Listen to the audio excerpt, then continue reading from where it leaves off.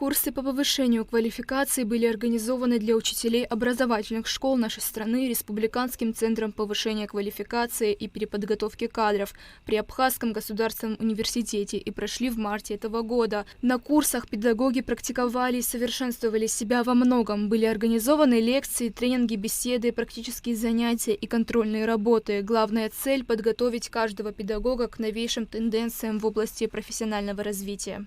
В целом в списке было около 30 учителей.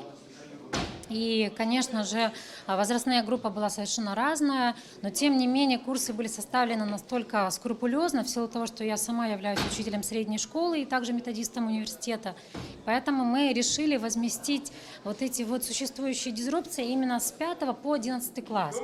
И вот по отзывам, по анкетам, которые мы анонимно собирали, конечно же, отзывы были самые хорошие, учителя довольны и сказали, что это одни из тех курсов, которые впервые за долгое время были приближены к учителю и к школе. Курсы для учителей проходили в порядке 36 академических часов для выполнения недостающих знаний и пробелов в сфере биологии и химии, ведь время предъявляет представителям образовательной сферы высокие требования и, конечно же, необходимо постоянно совершенствоваться, осваивать новые технологии, программы и методики. Большую роль в становлении личности школьника играет учитель и те знания, которые он дает. Подготовки в процессе прохождения этих курсов вы увидели что-то новое, почувствовали, узнали, сориентировались по направлению, по которому нужно двигаться.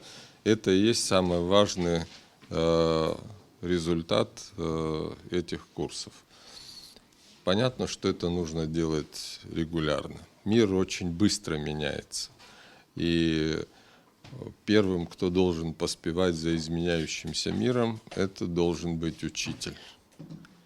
Учитель вообще ключевая фигура в этом мире, потому что именно от него зависит облик общества.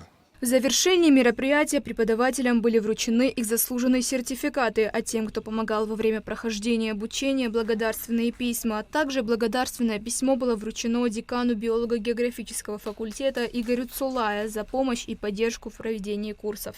Ульяна Рожкова, Михаил Братухин, Абхазское телевидение.